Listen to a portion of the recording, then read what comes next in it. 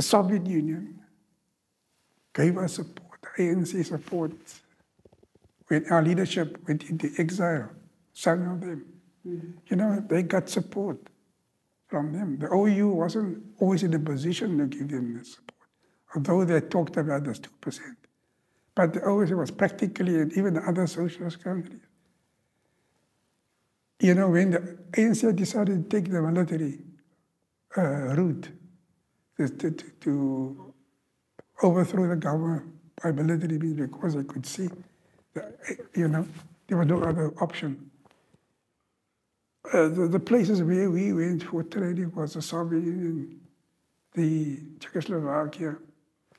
Initially, we did go to, some of our people did go to Ethiopia, to Egypt, Algeria, and Morocco. Some of them. I stayed for a 3-month period.